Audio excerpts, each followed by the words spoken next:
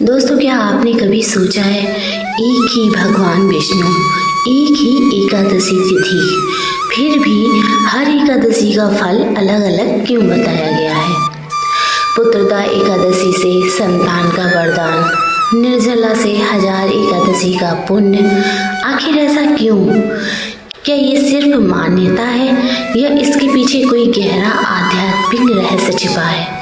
आज की ये कथा आपकी सोच, आपका व्रत और आपकी भक्ति तीनों बदल देंगी। पूरा सुनिएगा अंत तक। तो नमस्कार दोस्तों, आप सबका दिल से स्वागत है। दोस्तों, एकादशी केवल व्रत नहीं, ये मन, शरीर और कर्म की शुद्धि का विज्ञान है। हिंदू शास्त्रों में कहा गया है, जैसे हर बीमारी की दवा अलग होती है, वैसे ही हर मनुष्य की समस्या और उसका समाधान भी अलग होता है। इसलिए भगवान विष्णु ने हर एकादशी को एक विशेष नाम और फल दिया है। पद्म पुराण, स्कंद पुराण, विष्णु पुराण, इनमें स्पष्ट कहा गया है, हर एकादशी अलग तिथि, अलग नक्षत्र, अलग ऊर्जा और अलग पापों के नाश के लिए होती है। एकादशी का असली रहस्य क्या है? एकादशी तिथि पर चंद्रमा मन पर सबसे अधिक प्रभाव डालता है। मन चंचल होता है, इच्छाएं तेज होती हैं, क्रोध, वासना, मोह उभरते हैं। इसलिए कहा गया है, इस दिन इंद्रियों पर नियंत्रण ही सबसे बड़ा तप है।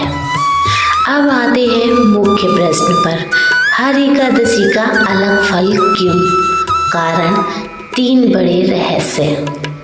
हर एकादशी एक अलग समस्या को काटती है।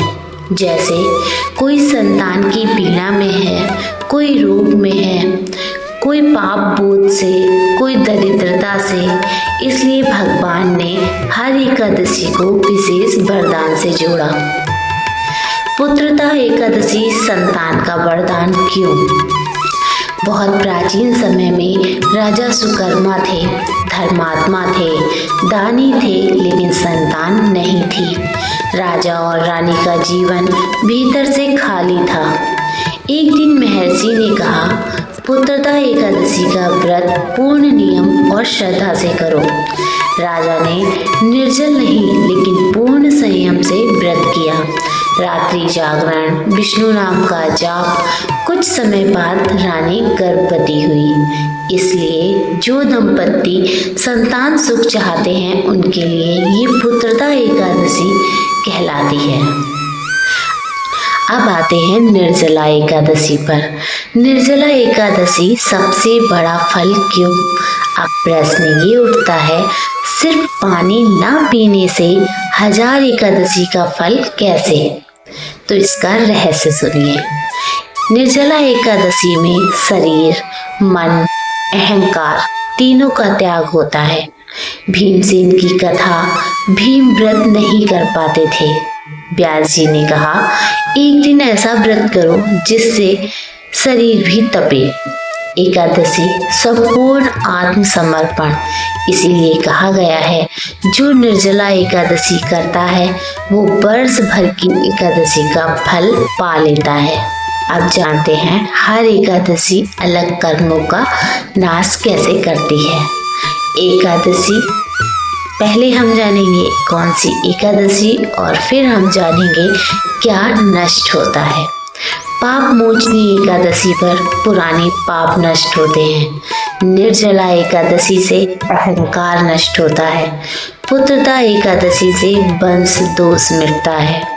मोक्षदा एकादशी से जन्म जन्मांतर के बंधन बनते हैं। इसलिए फल अलग अलग बताए गए हैं।